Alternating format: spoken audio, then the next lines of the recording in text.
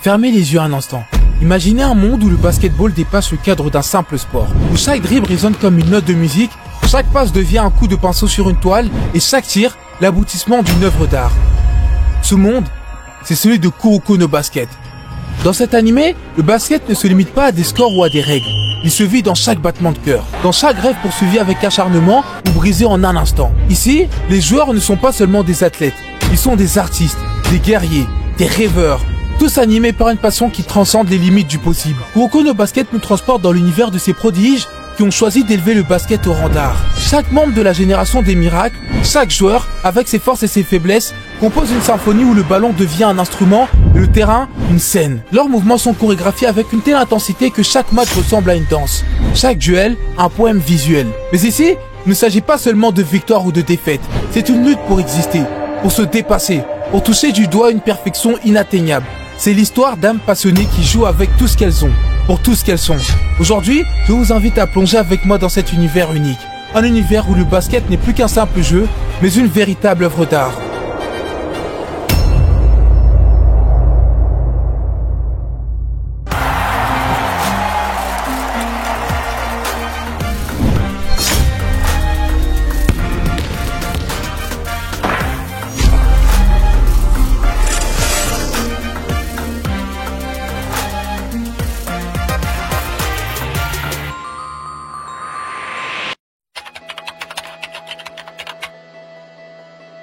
Kuroko no Basket, c'est l'histoire de Tetsuya Kuroko, ancien membre de la génération Miracle et donc du collège Teiko, qui a décidé de rejoindre le lycée Seirin. En intégrant le club de basket, il va faire la rencontre de Taiga Kagami, qui quant à lui vient tout juste d'arriver des États-Unis. Au fur et à mesure du temps passé ensemble, les deux protagonistes vont développer un objectif clair et net, celui de faire de Seirin la meilleure équipe du Japon. Et comme vous vous doutez, ça va être un peu compliqué. Ça va être compliqué car non seulement l'équipe n'est pas ouf, mais en plus de ça, elle a été créée que depuis 2 ans, et donc très jeune. Mais c'est pas tout. Face à eux, les plus grandes équipes du pays, comme Futoku, Rakuzan ou encore Kaijo, vont être encore plus fortes cette année à cause d'une chose, le recrutement des joueurs de la génération Miracle.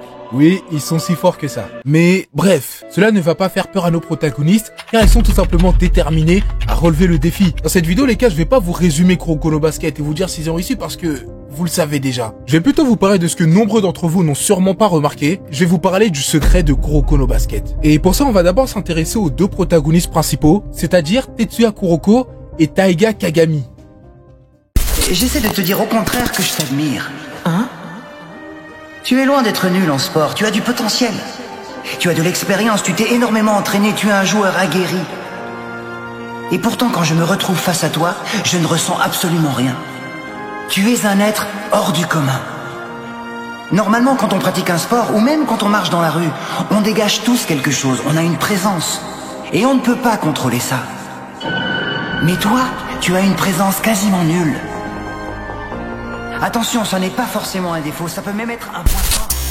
Tetsuya Kuroko, c'est un joueur assez particulier. Au collège Teiko, il faisait partie de la célèbre génération Miracle, certes, mais contrairement à ses coéquipiers, Kuroko n'était pas un joueur qui brillait par ses propres prouesses individuelles. En réalité, il était plutôt discret, presque invisible sur le terrain, ce qui lui a d'ailleurs valu le surnom du joueur fantôme. Et c'est ce manque de présence qui l'a poussé à développer un style de jeu unique, basé sur les passes et le soutien à ses coéquipiers. Ainsi, Kuroko a appris à devenir le lien entre les stars de son équipe, celui qui permettra aux autres de briller encore plus. Cependant, malgré son rôle essentiel, Kuroko n'a jamais été perçu comme une véritable star. Au sein de la génération Miracle, il restait souvent en retrait, un peu comme une ombre. Et cette situation lui a énormément pesé avec le temps. Voyant ses coéquipiers s'éloigner de sa vision du basket et devenir de plus en plus individualiste, Kuroko a donc décidé de quitter Teiko. Et les gars, cette partie elle est vraiment très intéressante, mais on va l'analyser plus en profondeur plus tard. Bref, il voulait trouver une nouvelle équipe où il pourrait jouer selon ses convictions. Une équipe qui valoriserait le collectif plutôt que les exploits personnels.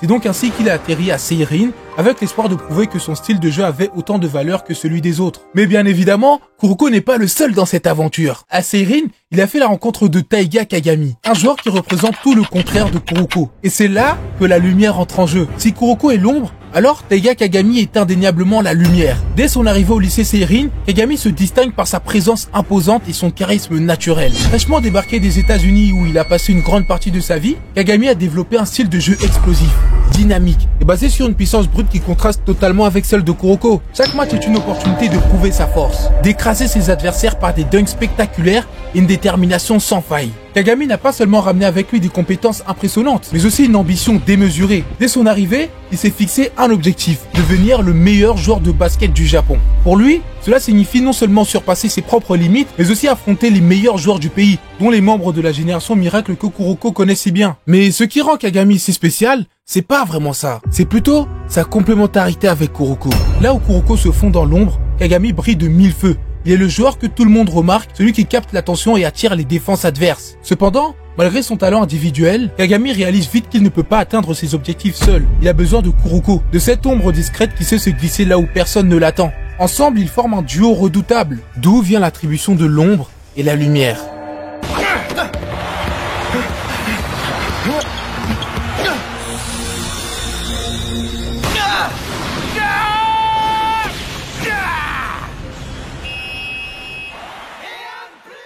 Jusqu'à maintenant, on a exploré la relation entre Kuroko et Kagami, et on a un peu prévu comment leur style complémentaire pouvait former un duo très puissant. Mais l'histoire de Kuroko ne se limite pas qu'à eux. Elle s'étend à bien plus que ça, à une équipe qui va connaître une évolution incroyable au fil des épisodes. Une équipe dont sans elle, l'ombre et la lumière ne seraient absolument rien. Une équipe qui va connaître un parcours qui sera bien plus qu'une simple série de matchs, mais une véritable transformation collective.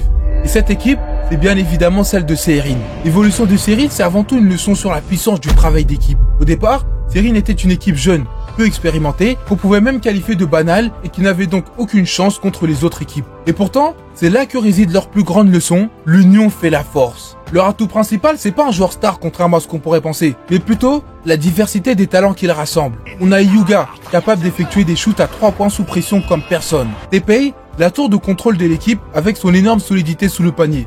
Et Izuki, dont la vision de jeu extrêmement précise guide leurs actions. En unissant les petits talents et surtout l'incroyable motivation de chacun, ils sont parvenus à faire ce que personne pensait réalisable de leur part. D'ailleurs, cette dynamique rappelle les succès d'équipes célèbres comme le FC Barcelone de l'ère Guardiola, où le collectif l'emportait toujours sur les individualités. Seirin montre que c'est en travaillant ensemble, en exploitant chaque talent unique que l'on peut accomplir l'impossible. Mais c'est pas tout.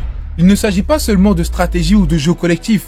L'histoire de Seirin, c'est aussi celle de l'endurance face à l'adversité. En effet, chaque obstacle et chaque défaite les a poussés à se surpasser de plus en plus. Prenons par exemple leur seule véritable défaite, celle contre l'équipe de Toho, menée par Aomine, l'un des joueurs les plus talentueux de la génération miracle. Ce moment a été un tournant dans l'anime, car alors que tout semblait perdu, cette défaite humiliante n'a en aucun cas anéanti Seirin. Au contraire, elle est devenue une source de motivation intense. Les joueurs, loin de se décourager, se sont remis en question, se sont entraînés plus dur, et sont revenus encore plus forts. Cette résilience, c'est ce qui caractérise les grands, que ce soit dans le sport, la vie quotidienne ou même dans les grandes œuvres de fiction. Seirin nous a montré que la vraie force ne se réside pas dans le fait de ne jamais échouer, mais dans la capacité à se relever après chaque chute.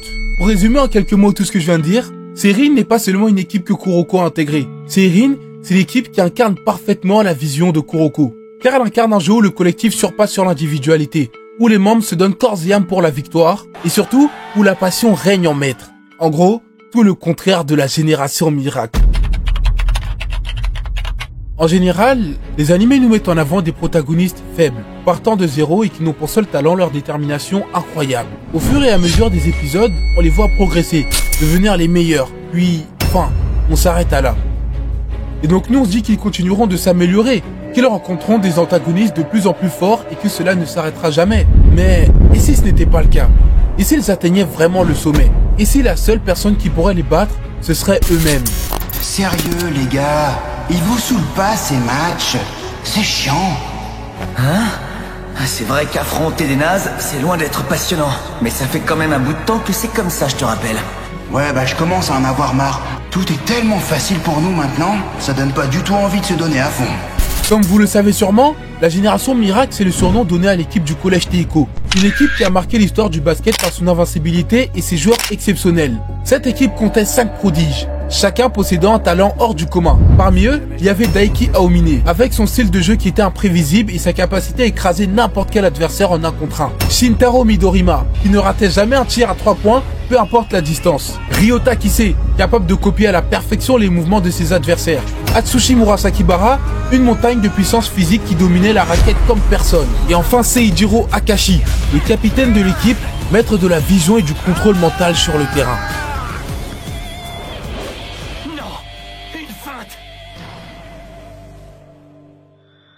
Au début, la génération Miracle c'était plus qu'une simple collection de talents. C'était une équipe unie par l'objectif commun de remporter la victoire match après match. Ensemble et encore plus avec le 6e joueur Tetsuya Kuroko, ils se complétaient et créaient une alchimie qui les rendait imbattables. Cette cohésion entre eux les propulsait au sommet et aucun adversaire ne semblait être à la hauteur. Mais à mesure que leur talent grandissait, quelque chose a commencé à se fissurer. Quelque chose qui pour certains était considéré comme un rêve, mais qui pour eux est devenu un énorme cauchemar. Ils étaient tellement forts, tellement supérieurs que la notion même de compétition disparaissait. Plus personne ne pouvait leur tenir tête, et cela changea leur dynamique. Ce qui était autrefois un effort collectif devint une quête personnelle. Aomine par exemple, il a commencé à réaliser qu'il n'avait plus besoin de ses coéquipiers pour remporter un match. Il dominait tellement sur le terrain que jouer en équipe lui semblait presque une perte de temps. Midorima, lui, a commencé à se focaliser sur la perfection de son tir, estimant peu à peu que personne d'autre ne pouvait lui apporter quoi que ce soit. Kisei, bien admirant de ses coéquipiers, s'est retrouvé de plus en plus isolé dans sa volonté de copier le meilleur de chacun d'eux. Quant à Murasaki Bara, il a commencé à perdre toute motivation, trouvant que le basket devenait de plus en plus ennuyeux face à un manque total de défis. Et Akashi, voyant ses coéquipiers s'éloigner les uns des autres, a usé de son charisme pour les contrôler, allant jusqu'à instaurer une autorité presque tyrannique pour maintenir une forme de cohésion. Et bien évidemment, cela ne fut pas sans conséquence pour lui, car il est allé jusqu'à se créer une double identité pour pouvoir être à la hauteur. Je comprends maintenant pourquoi Shirogane était aussi inquiet. En privilégiant la victoire et en bannissant le jeu d'équipe, ils sont devenus plus forts. Mais à quel prix? Est-ce qu'on peut encore appeler ça une équipe? Pour résumer tout ce que je viens de dire, ils sont devenus tellement forts qu'ils ont perdu la chose la plus importante pour une équipe de sport collectif, l'esprit d'équipe. D'ailleurs, pour vous donner une anecdote intéressante et peu connue, Fujimaki, l'auteur du manga, a voulu critiquer la pression énorme que subissent souvent les jeunes sportifs pour être les meilleurs. En effet, il est connu que dans le sport, certains talents sont poussés à faire toujours plus, ce qui peut nuire à l'esprit d'équipe et à leur amitié. Et on peut voir cela dans la génération Miracle, où malgré leur grand talent, les joueurs finissent par se disputer à cause de leur ego et de leur rivalité. En gros, cette critique montre qu'il est essentiel, même pour les meilleurs joueurs, d'apprendre à travailler ensemble pour mieux réussir. De plus, même si je pense que beaucoup d'entre vous l'auraient compris, la génération Miracle met en lumière un problème que tout le monde peut avoir, mais qui ne fait en général pas beaucoup de bruit car il peut être pris comme étant de l'arrogance. Et ce problème, c'est que se passe-t-il quand on devient si fort que personne ne peut nous rivaliser? Bon, celui-là, c'est vraiment pas tout le monde qui l'a. En revanche, il peut être reformulé en disant que se passe-t-il quand on a réussi à atteindre un objectif? Et là, je pense que ce problème peut parler à beaucoup plus de personnes. Pour vous donner un exemple, on va dire que le rêve ou l'objectif de certains, ça peut être de gagner un tournoi régional ou national dans n'importe quel sport. Et une fois que cela est fait, et ça peut même être plusieurs fois, qu'est-ce qui se passe? Que doit-on faire? Certaines personnes peuvent trouver de nouveaux objectifs, d'autres vont tout simplement tomber en dépression ou moins que ça, mais n'auront plus d'objectifs à atteindre. Bref, après tout ce que j'ai pu dire dans cette vidéo, vous aurez compris que celui qui a été le plus touché par cette histoire, c'est bien évidemment Kuroko. Notamment lorsqu'il a vu la génération Miracle humilier son meilleur ami en faisant un score final avec que des 1 sur le tableau. Ah mais j'ai le cœur gros. J'ai du mal à respirer. Ce n'est pas possible. Comment peut-on appeler ça une victoire? Je n'y comprends plus rien.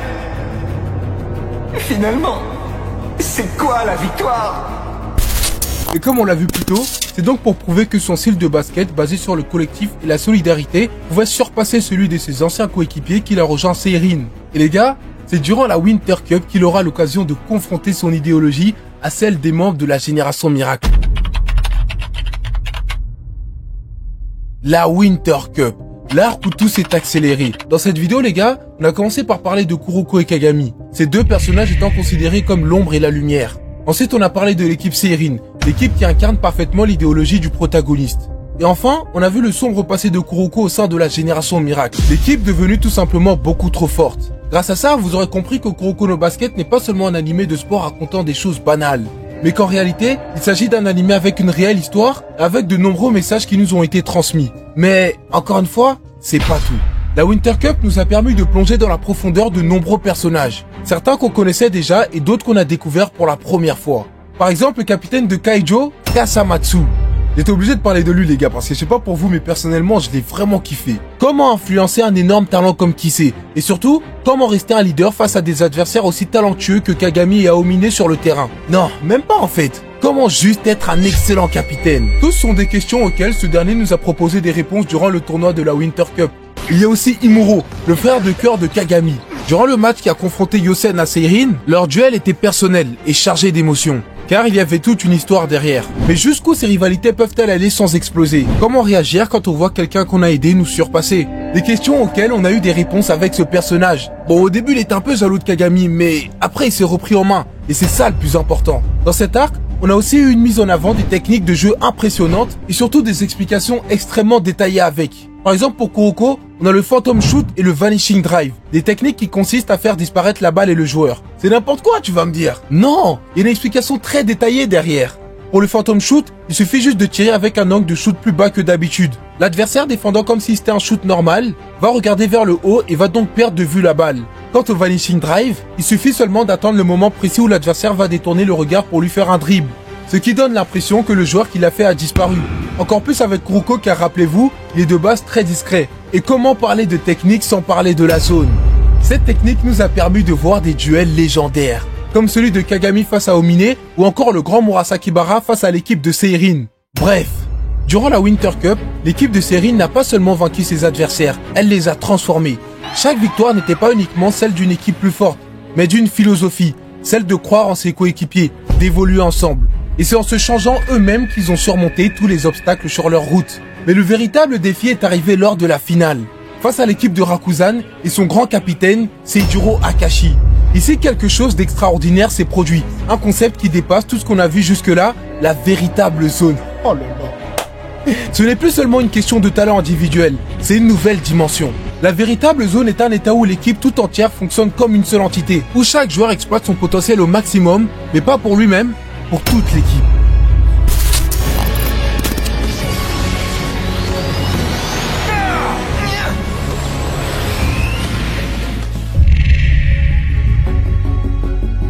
Le Direct Drive Zone.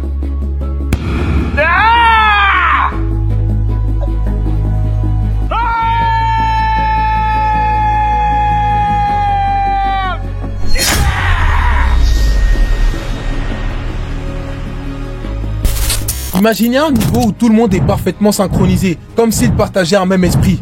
C'est l'essence même du basketball collectif, le symbole ultime de la cohésion et surtout l'idéologie parfaite de Kuroko. Ce que je veux dire en gros, c'est que si on prend du recul sur ce match, on comprend une chose. La véritable zone, comme son nom l'indique, est la version parfaite. Parce que la zone est un état dans lequel un seul joueur peut y accéder. Alors que la véritable zone s'ouvre à toute l'équipe. Dans ce match, bien qu'Akashi ait réussi à rentrer dans la zone, il ne peut absolument rien faire face à cette véritable forme. Il ne peut absolument rien faire contre le basket de Kuroko. D'où le nom de l'anime, Kuroko no Basket. Au final, tout au long de l'œuvre, Kuroko nous a fait vibrer avec des matchs intenses, des moments de doute et des retournements spectaculaires. Il nous a montré que le basket est un sport magnifique, mais qu'il ne prend tout son sens que lorsqu'il est joué en équipe. Dans ce sport, les exploits individuels ne suffisent pas. Ce qui fait vraiment la différence, c'est la capacité à s'harmoniser avec les autres, à comprendre que la force d'une équipe dépasse largement la somme de ses joueurs. Chaque passe et chaque geste sur le terrain est une preuve que la vraie beauté du basket réside dans cette alchimie, dans le lien invisible qui unit les coéquipiers. À travers les victoires éclatantes comme les défaites les plus amères, Kuroko et ses coéquipiers nous rappellent que ce n'est pas seulement la technique ou le talent qui fait gagner un match, mais la confiance mutuelle et l'envie de se dépasser pour les autres. En fin de compte, c'est cette leçon que l'anime nous enseigne. Ce n'est qu'en jouant pour et avec les autres que l'on peut vraiment découvrir la grandeur de ce sport. Car au-delà du terrain, c'est cette solidarité et cette unité qui rendent le basket si unique.